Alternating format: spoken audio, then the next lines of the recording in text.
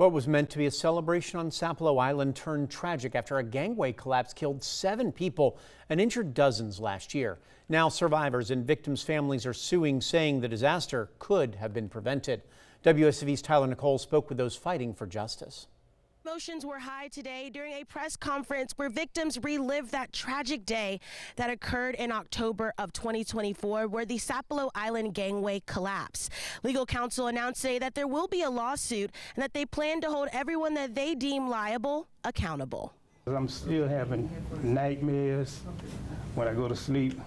If I'm on the edge of the bed, it feels like I'm falling off a cliff or something. Justice and advocacy were 2 words emphasized during today's press conference regarding the Sapelo gangway collapse. It happened on what was supposed to be a joyous celebration of Gullah Geechee culture on October 19th of 2024. 7 people died in the accident, many more were injured. It was a day started out of excitement because I've never been to Sapelo, to go experience something new, to be a place that I've never been before. Always exciting. Coming back, going back towards the ramp was, oh, I had a great time.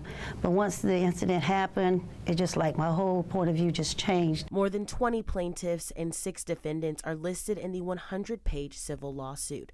It states that the defendants failed to ensure that the 80-foot gangway design was inspected, verified, and approved by engineering professionals to confirm it could safely hold a certain amount of people. They say it was dangerously under-designed and poorly constructed. Attorney Chad Mance represents the victims. He says the tragedy could have been prevented. It kind of forced me to deal with the looming ghosts of the past here in coastal Georgia. And one of those is the inequitable distribution of resources to indigenous peoples here. And that really is the huge elephant in the room in this case. And had resources been equitably doled out, we'd have never had this kind of tragedy. Victims are asking for compensation for their injuries and losses. Janice Carroll and George J. Francis say they couldn't believe what they were witnessing. They say no amount of money will ever be able to take away that memory. The only thing I see was that thing going down and oh my God, and then you find yourself up in there, pulling yourself up out of that water. That's hard I can remember. And what I remember was when it hit the water, I could see the people on the Meridian side from the ferry throwing out life jackets, but the life jacket, the current was carrying them straight on up. Really, nobody couldn't hardly grab that.